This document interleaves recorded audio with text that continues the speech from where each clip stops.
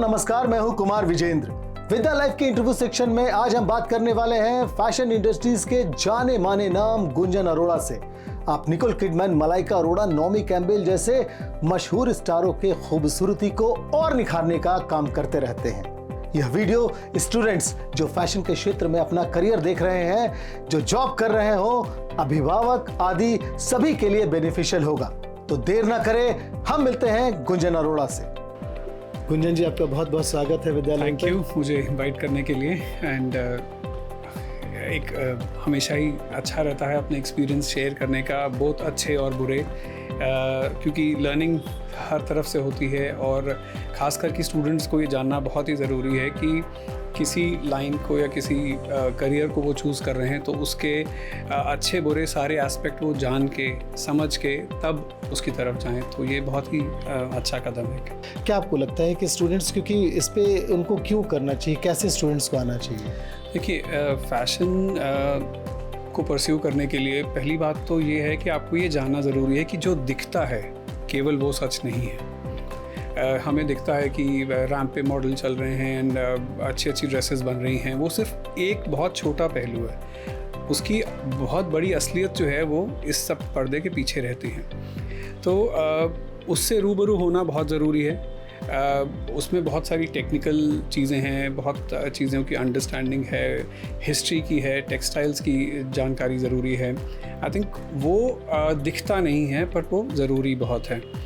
तो कहना ये चाहूँगा कि स्टूडेंट्स वो इसके तरफ आएँ जो पहली बात तो हार्ड वर्क से ना डरें, क्योंकि इसमें बहुत हार्ड वर्क होता है जो कि दिखता नहीं है पर बहुत हार्ड वर्क रहता है। इसके पीछे की स्टडी जो है वो साइंस से कम नहीं है बिल्कुल, क्योंकि सिर्फ एक ड्रेस के बारे में सोच लेना पर उसको फिज़िकली काट के बनाना, उसके लिए क्या कपड़ा होना चाहिए, क्या वो सारी समझ जो है वो चाहिए होती है।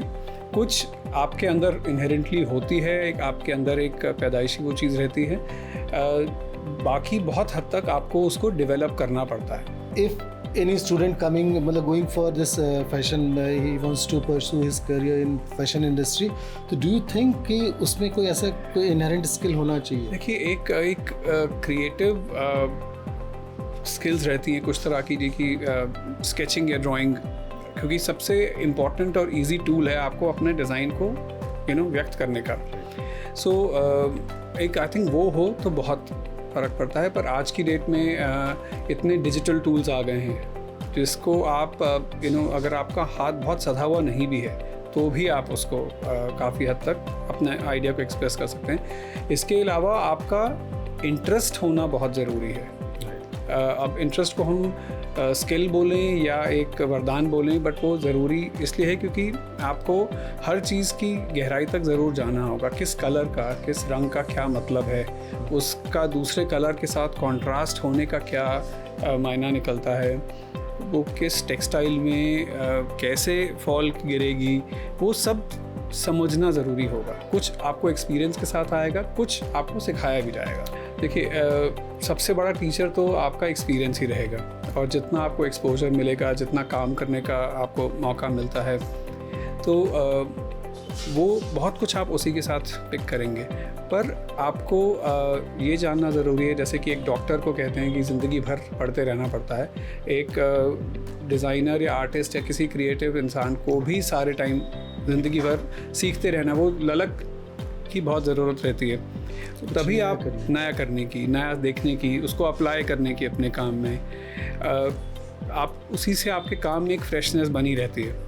कुछ इंस्टीट्यूट्स जो इंडिया में हैं अभी, ऐसे इंस्टीट्यूट्स जो अच्छा कर रहे हैं, क्योंकि NIFT के बारे में सभी लोग जानते हैं। जी, NIFT से भी पहले का देखा जाए, जो इंडिया का पहला डिज़ाइन इंस्टीट्यूट था वो NID था, नेशनल इंस्टीट्यूट ऑफ डिज़ाइन, जो कि अहमदाबाद में है।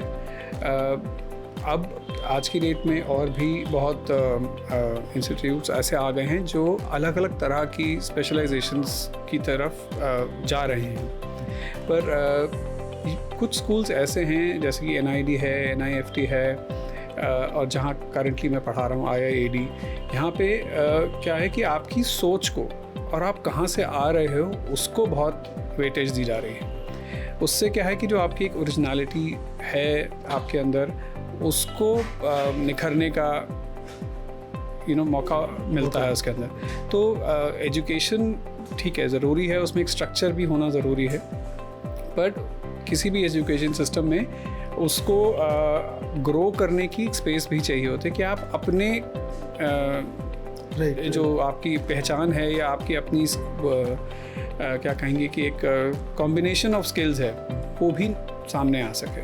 तो अभी अगर इंडिया की बात करें तो जो यहाँ पे फैशन ग्रेजुएट्स हैं उनका क्या स्कोप है, किस तरह की चीज़ें उनको ऐसा है? मैं सिर्फ आज की बात नहीं करूँगा, कुछ साल पहले से बात करना शुरू करूँगा, या आज से 27-28 साल पहले जब मैं ग्रेजुएट किया था, उस समय हमारी लिए बहुत लिमिटेड स्कोप था। हम लोग या तो खुद अपना डिज़ाइन परस्यू कर सकते थे, अपनी कलेक्शन या अपनी लेबल लॉन्च कर सकते थे, या ऑलरेडी किसी लेबल को ज्वाइन कर सकते थे एज असिस्टेंट।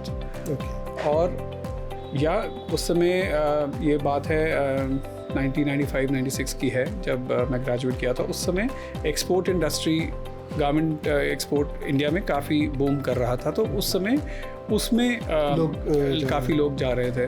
तो डिज़ाइन और ट्रेडिंग के बीच की एक स्पेस थी जो कि पिछले कुछ सालों में काफ़ी ज़्यादा वाइड हो गई है। अब अगर मैं अपने ही एक्सपीरियंस से बताऊं, मैं किसी डिज़ाइनर के साथ भी काम किया है, मैंने एक्सपोर्ट इंडस्ट्री में भी काम किया, और जब कुछ एक्सपीरियंस गेन हुआ मैंने अपना लेबल लॉन्च किया। कैसे बच्चे तैयारी करें, कौन सा बच्चा एलिजिबल है, बच्चों में क्या एक इंट्रिंसिक वैल्यूज़ होने चाहिए या ऐसे क्वालिटीज़ इनहेरेंट होने चाहिए जो यहाँ पे आके आपको दिखाना पड़ेगा? देखिए, जैसा कि मैंने कहा था कि आपके अंदर एक ड्राइंग या स्केचिंग की स्किल बहुत ज़रूरी है, जो कि एक क्रिएटिव स्किल मानी जाती है। सेंस ऑफ रिसर्च होना ज़रूरी है, क्योंकि आपको किसी भी चीज़ की तह तक या हिस्ट्री में जाना ज़रूरी होता है। और लास्टली जो टेक्निकल पार्ट आता है एक गारमेंट का या फैशन का, वो ये है कि आपको पैटर्न कटिंग, कि आप कोई गारमेंट कैसे काटेंगे, वो किसी भी तरह से ज्योमेट्री से और मैथमेटिक्स से कम नहीं है। कपड़े की फॉल को अंडरस्टैंड करना या उसके स्ट्रक्चर को अंडरस्टैंड करने में भी हमें रियलाइज़ होता है कि काफ़ी हद तक फिज़िक्स लगती है।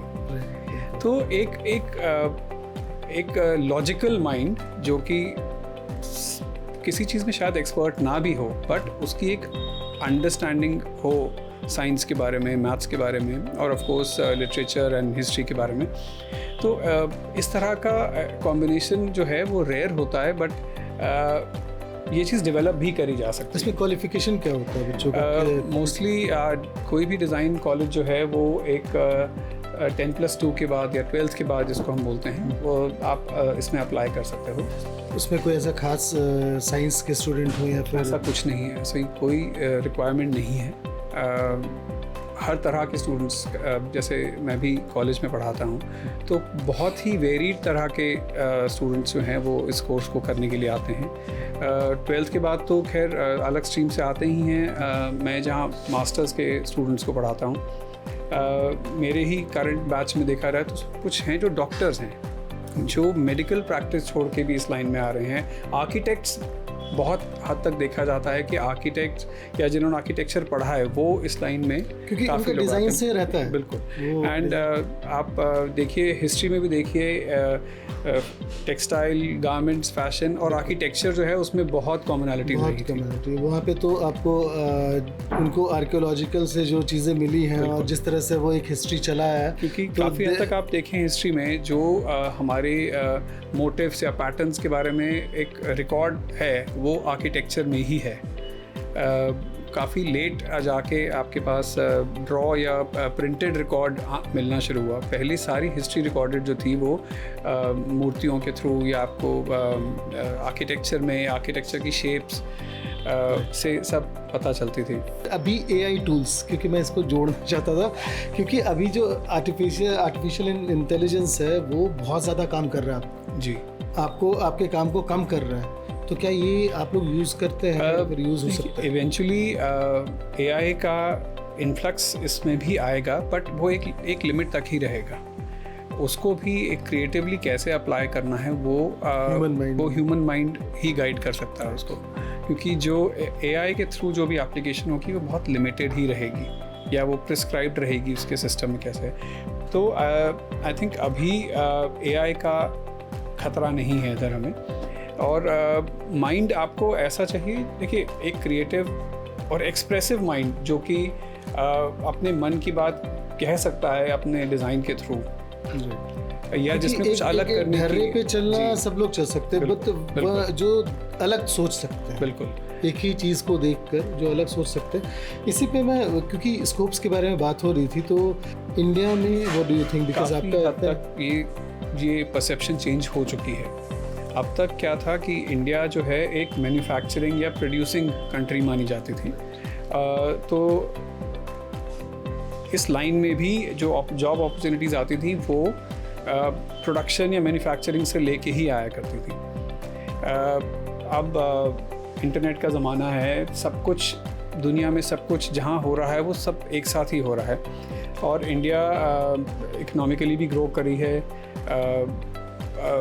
प्लस हमारे पास पूरी हिस्ट्री तो है ही टेक्सटाइल्स की, तो इंडिया अब उतना ही बड़ा कंज्यूमर भी बन गया है फैशन का। मतलब आप जो कर रहे हैं वो यहाँ पे कंज्यूम करने वाले कंज्यूमर्स हैं यहाँ पे। पहले यहाँ पे वो लिमिटेड थे, आइडिया भी नहीं, बिल्कुल बहुत कम लोग ट्रैवल किया करते थे। आज की डेट में आप इंटरनेट के थ्रू आप किसी भी क्षण कहीं भी जा सकते हैं, कहाँ क्या हो रहा है आपको पता रहता है। तो इसके वजह से और नए पॉसिबिलिटीज़ आए हैं क्या फ़ैशन के करियर में। जैसे मैं अपने टाइम की बात करूँगा अगर, तो हम लोग सिर्फ डिज़ाइनर या मैन्युफैक्चरर या मर्चेंडाइज़र इसी दायरे में रहा करते थे, पर आज की डेट में आप देखिए स्टाइलिंग एक नया आ गया है। स्टाइलिंग की भी कैटेगरीज हो गई हैं कि फ़िल्म की स्टाइलिंग अलग है, एड फिल्म्स की स्टाइलिंग अलग रहती है। लोग पर्सनल स्टाइलिस्ट रखते हैं, नॉट सिर्फ कोई सेलिब्रिटीज़ या फिल्म स्टार्स नहीं, आजकल जो भी अफोर्ड कर सकता है वो सर्विस, लोग वो सर्विस भी अवेल करते हैं। इतनी नई नई कैटेगरीज आ गई हैं। पर्सनल शॉपर एक ये भी सर्विस आज की डेट में अवेलेबल रहती है कि आपको क्या सूट करेगा और आपको कहाँ से मिलेगा और आपका बजट क्या है। तो व्हाट इज़ द डिफरेंस, एक लेबल और ब्रांड में क्या डिफरेंस है? लेबल और ब्रांड में सबसे बड़ा डिफरेंस है स्केल का। लेबल जो है एक बहुत ही छोटे कलेक्शन से शुरू किया जा सकता है, जो कि आप रेगुलर कर सकते हैं, रेगुलरली बना सकते हैं और रिटेल कर सकते हैं एक बहुत ही छोटे लेवल पे या दायरे में। जैसे कि खासकर कोई अपना शुरू करता है ब्रांड या लेबल शुरू करता है, आप कुछ बुटीक्स को सप्लाई कर सकते हो, आप डायरेक्टली क्लाइंट्स को आप बेच सकते हो, तो उसका एक दायरा थोड़ा सा लिमिटेड रहता है, पर उसमें सेंस ऑफ डिटेल ज़्यादा रहती है, सेंस ऑफ पर्सनलाइजेशन ज़्यादा होती है। आप उसको पर्सनलाइज कर सकते हो क्लाइंट टू क्लाइंट बेसिस पे भी। और ब्रांड वो रहता है जिसकी रीच बहुत ज़्यादा होती है, वो वेल मार्केटेड होता है, उसकी प्लेसमेंट, उसका जो कस्टमर है वो बहुत क्लियरली डिफाइंड रहता है, पर उसमें कस्टमाइजेशन का स्कोप थोड़ा सा कम रहता है। आपने नोटिस किया होगा कि बहुत सारे डिज़ाइनर लेबल्स हैं जो कि एक लेवल पे आने के बाद उसको ब्रांड की तरफ लेके जाते हैं। उसका एक सेक्शन है जिसको हम हाई फैशन या हॉट कुट्योर बोलते हैं, वो पर्सनलाइज्ड ही रहता है क्योंकि वो हाई एंड फैशन है। आप उसमें एक किसी क्लाइंट के स्पेसिफिक ओकेजन के लिए कोई चीज़ आप क्रिएट करके दे रहे हैं या उस पर्पस के लिए बनाई जा रहा है, और वो शायद जनरल पब्लिक के लिए या सबके लिए अफोर्डेबल नहीं भी होता है। दूसरी होती है रेडी टू वेयर, जिसको प्रेत-आ-पोर्टर भी बोलते हैं फ्रेंच में, जो कि आप ऑफ द शेल्फ ख़रीद सकते हैं, जिसमें आपको रेडी साइज़ मिलेंगे और कई बार कलर के ऑप्शंस भी दी जाती हैं। इंडिया की बात करें हम, खासकर अगर अपने देश की बात करें, तो यहाँ पे एक बहुत ही रिच कल्चर है हमारा। जब भी हम अगर देखते हैं, चाहे वो टेक्सटाइल वाइज, चाहे वो स्टाइल वाइज, एक सोच जो हमारी है वो बहुत ही विकसित थी, तो डेवलप्ड। अब उसकी बाद हम यहाँ पे जब उसको एक सिंक्रोनाइज करते हैं आज के मॉडर्न सोच को, वो हम अगर वर्ल्ड को देते हैं तो उसमें हम किस पोजीशन पे आप हमें देखते हैं? क्या लगता है कि वो जो है वो हमें हेल्प कर रहा है या हम कहीं पे पहुंच रहे हैं या कुछ अचीव किया है? ये काफ़ी वास्ट क्वेश्चन है, तो मैं इसको हाँ, नहीं विस्तार से थोड़ा एक्सप्लेन करना चाहूँगा। इंडिया की हिस्ट्री और या इंडियन सब कॉन्टिनेंट की टेक्सटाइल हिस्ट्री वैसे ही बहुत पुरानी है, और उसमें बहुत सारे इन्फ्लुएंसेस आए। जिस तरह से जब मुगल्स इंडिया में आए या पोर्चुगीज़ आए या ब्रिटिश आए, इतने सारे लोग ट्रेडिंग के लिए या कॉलोनाइज करने के लिए इंडिया को आए, उनके साथ बहुत सारी नई टेक्निक्स, नई चीज़ें भी आई। तो वो जो हमारा टेक्सटाइल है वो काफ़ी डेवलप हुआ, मतलब उसमें ऑफ़र्स जो हैं उसकी काफ़ी वाइड होती गई। खूबसूरती ये है कि आज भी वो ट्रेडिशनल चीज़ें बन रही हैं और आज भी हम जो उसकी वर्जन्स बनी वो आज तक प्रैक्टिस की जा रही हैं। इससे सबसे बड़ी बात ये रही कि इंडिया को पहचान मिली वर्ल्ड वाइड कि ये एक टेक्सटाइल रिच जगह है जहाँ से बहुत कुछ आपको मिल सकता है। जो रिसेंट ईयर्स में बदलाव आया है वो ये है कि सिर्फ एक मैन्युफैक्चरिंग और सोर्सिंग की जगह नहीं रह गई है। अब इंडिया और इंडिया के क्राफ्ट जो हैं वो वर्ल्ड को इंस्पायर भी कर रहे हैं। आज की दिनों में आप ध्यान से देखें, आप स्टडी करें तो बहुत बड़े बड़े यूरोपियन लेबल्स, अमेरिकन लेबल्स भी इंडियन थीम्स पे अपनी कलेक्शंस निकाल रहे हैं। इसलिए भी क्योंकि बहुत रिच विद आइडियाज़ है यहाँ की जो सभ्यता है, और कलेक्शंस इसलिए भी बनाई जा रही हैं जो कि इंडियन ऑडियंस उसको कंज्यूम कर सके। सो इंडिया एक सोर्सिंग का हब तो था ही, अब वो इंस्पिरेशन भी बन रहा है और वो मार्केट भी बन रहा है। तो बाहर के लेबल्स और बाहर के ब्रांड्स भी इंडिया को एज अ गुड कंज्यूमर भी देख रहे हैं। गवर्नमेंट की तरफ से कितना हेल्प हो रहा है? गवर्नमेंट की तरफ से देखा जाए तो बहुत कुछ हुआ है। जो इंडिया के जो 2 प्रीमियर इंस्टीट्यूट्स हैं जो कि टेक्सटाइल और फैशन पढ़ाते हैं, NID और NIFT, दोनों ही गवर्नमेंट ऑर्गेनाइजेशंस हैं। यहाँ पे education compare to private colleges जो है वो काफ़ी सब्सिडाइज्ड है, मतलब कंपेयर भी नहीं कर सकते, इतना डिफरेंस है। बिकॉज़ इनके पास इतना बड़ा रेपर्टोर है, इतना सोर्स है। ये कॉलेजेस बहुत सारे इंटरनेशनल एक्सपर्ट्स को भी लेके आते हैं इस एजुकेशन को आगे बढ़ाने के लिए। इसके अलावा खासकर टेक्सटाइल और हैंडलूम सेक्टर में बहुत ही सारे प्रोजेक्ट्स रेगुलर बेसिस पे निकलते रहते हैं, जहाँ से आप आपकी कोई भी स्किल हो, आपकी डिज़ाइन स्किल हो या आपकी टेक्निकल स्किल हो, आप उसके अंदर अप्लाई कर सकते हो। किसी भी ऐसे प्रोजेक्ट के साथ अपने आप को अलाइन करके you can make a difference. So ये सिर्फ नेशनल लेवल पे, स्टेट लेवल पे हर तरह की सरकार जो है वो इसको कुछ ना कुछ प्रमोट करने के लिए कर रही है। कहाँ तक पढ़ाई कर सकते हैं फैशन में, मतलब किस लेवल तक जा सकते हैं वो पढ़ाई करने? देखिए, जो बेसिक अंडर ग्रेजुएट प्रोग्राम तो होता ही है जो कि एक मिनिमम रहता है। आज की डेट में मास्टर्स कर सकते हैं, यानी कि MA ले सकते हैं आप PhD भी कर सकते हैं और आप रिसर्च की तरफ भी जा सकते हैं। ज़्यादातर जो एकेडमिक साइड पे जाना चाहते हैं स्टूडेंट्स या उनके लिए PhD और रिसर्च जो है वो ज़्यादा मान्य रहता है। But in terms of the market, सब कॉलेजेस आज की डेट में ये एडवांस कोर्सेज भी ऑफ़र कर रहे हैं। और क्या पॉसिबिलिटीज़ है? What are the new possibilities in career wise? So जैसे कि मैंने कहा ही था कि स्टाइलिंग एक बहुत है, और स्टाइलिंग में अपनी काफ़ी कैटेगरीज हैं। फिल्म की है, एडवर्टाइजमेंट की है, फिल्म कॉस्ट्यूम्स की है। आज से 30-40 साल पहले एक टेलर से थोड़ा सा ज़्यादा आगे कोई था जो कि कॉस्ट्यूम डिज़ाइन कर दिया करता था। बहुत ही रेयर केसेस में कुछ एक नामी लोग थे जो कॉस्ट्यूम के लिए जाने गए, जैसे भानु अथैया जी जिनको ऑस्कर भी मिला था। पर आज की डेट में बहुत सारे इस तरह के आ गए हैं। मैं खुद कई सारी फिल्म्स के लिए कॉस्ट्यूम्स और स्टाइलिंग कर चुका हूँ। हैदर में जी। आप अभी एक प्रकाश झा की मूवी आ रही है जी, उसमें जी। What was that movie's name? So Jhalka, Jhalki अच्छा झलकी।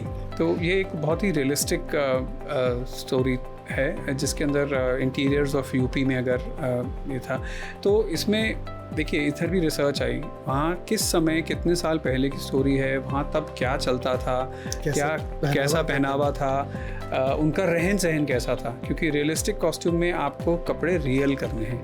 अगर वो घिसे हैं, फटे हैं और मैले हैं तो कैसे मैले हो रहे हैं, वो सब चीज़। तो एक इंक्विजिटिव माइंड जो जानना चाहेगा कि वो कैसे रहेगा। तो कई बार आपके पास कोई डिज़ाइन का ब्रीफ नहीं होगा, आपको खोज के निकालना पड़ता है, तो उसका एक अलग चैलेंज है जिसका बहुत मज़ा आता है। ये जो इनोवेशन है, तो इस इनोवेशन में बच्चों के लिए क्या है, मतलब जब ऐसे लेके आएंगे उनके लिए जो क्रिटिकल एस्पेक्ट्स है उसको किस तरह से पूरा करना पड़ता है? एजुकेशन में आज की डेट में आपको फील्ड ट्रिप्स ऑर्गेनाइज करे जाते हैं जिसमें आप जाके क्राफ्ट को ग्रास रूट लेवल पे एक्सपीरियंस कर सकते हो, उसको टेक्निकली समझ सकते हो। आपको इंटर्नशिप्स पे भेजा जाता है, इंटर्नशिप में जाके आप लाइव किसी मतलब मार्केट में किसी ब्रांड या लेबल के साथ काम कर सको, ताकि आपने जो अब तक सीखा है उसकी एप्लीकेशन कहाँ और कैसे हो रही है आप वो एक्सपीरियंस कर सकते हो। मोस्टली जितने भी अच्छे इंस्टीट्यूट्स या कॉलेजेस हैं जो फैशन की एजुकेशन दे रहे हैं, उनके बहुत सारे प्रोजेक्ट्स जो हैं वो मार्केट से लिंक्ड रहते हैं, जिससे कि आप जब ग्रेजुएट करके बाहर निकलते हैं आपको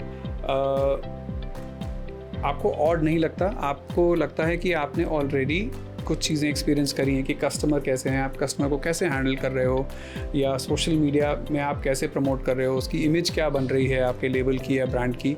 तो वो सारे एक्सपीरियंसेस उनको मिल जाते हैं। कि हमारे पास 28 राज्य हैं, यूनियन टेरिटरीज हैं। आप जब उनके पोशाकों को देखें, the way they wear the clothes, सभी जगह का क्लोथ्स डिफरेंट है। ऐसा क्या है जो सबको अपील कर सकता है? हमें हमारा अप्रोच क्या होना चाहिए? देखिए इतनी बड़ी हमारी हिस्ट्री, इतनी लंबी हिस्ट्री रही है, और आई थिंक सबसे पहले एज अ डिज़ाइनर हमारी ये रिस्पॉन्सिबिलिटी है कि जो उसकी ओरिजिनलिटी है उसको बनाए रखें हम। दूसरा आता है कि उसको इनोवेट करें, और इतना इनोवेट करें कि वो आज की जनरेशन भी उसको एक्सेप्ट कर सके। तो सबसे बड़ी जो इसके अंदर चैलेंज भी कहें और अगर अचीवमेंट भी कहें, वो ये है कि आप दोनों चीज़ों को एक साथ चला सकें, उसकी ओरिजिनल स्टेट में भी और उसको कंटेम्प्रेरी भी बना के, क्योंकि कंज्यूमर भी आज की डेट में काफ़ी जो है वो अवेयर हो गया है, वो उसके बारे में जानता है, उसको उसके बारे में जानना चाहता है, उसको बहुत ही सोचे समझे तरीके से प्रमोट भी करना चाहता है। तो व्हाट डू यू थिंक कि बच्चों का अप्रोच क्या होना चाहिए जो नया? देखिए मैं वही जैसे कहा था कि आपको उसके साथ इनोवेट करना है, पर उसके ओरिजिनल कैरेक्टर को किल नहीं करना है। तो अगर आप जैसे हम यूपी का देखें, यूपी में बनारस के अलग अलग तरह के स्टाइल्स हैं, ब्रोकेड्स की साड़ियाँ हैं, कई तरह की साड़ियाँ हैं वहाँ से, कोरा है, फलकलम है। आप थोड़ा और आगे जाते हैं बिहार में तो मटका सिल्क और भागलपुर मतलब सिल्क का काफ़ी बड़ा वो है, उसकी एप्लीकेशंस अलग हैं। कलकत्ता जाइए तो फाइन कतान की साड़ी होती हैं। तो इन सब में आप देखा जाए तो कॉमन फैक्टर तो सिर्फ यही है कि उनकी बुनाई है।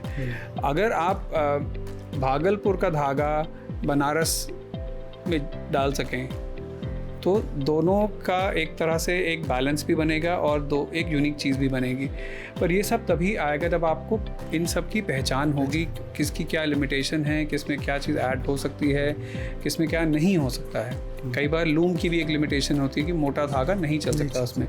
तो इस तरह की क्रॉस इंस्पिरेशन और एक तरह की जैसे होता है ना, दो नस्लें जब मिलती हैं तो बहुत मतलब कौन सा काम वर्क करेगा, दैट इज मोर इम्पोर्टेंट। तो वो आपको थोड़ा एक्सपीरियंस और टेक्निकल अंडरस्टैंडिंग से आप कर सकते हैं। Thank you very much. और मुझे लगता है कि स्टूडेंट्स के बहुत सारे ऐसे सवाल जो मन में होंगे, उसका जवाब गुंजन आपने हमें दे दिया है। और आपको सबसे पहले तो मैं बोलूँगा थैंक यू वेरी मच, और आपके जो वर्क हैं ये this will inspire our viewers, students जो परसू करना चाहते हैं, और thank you very much, all the success. Thank you so much for having me over.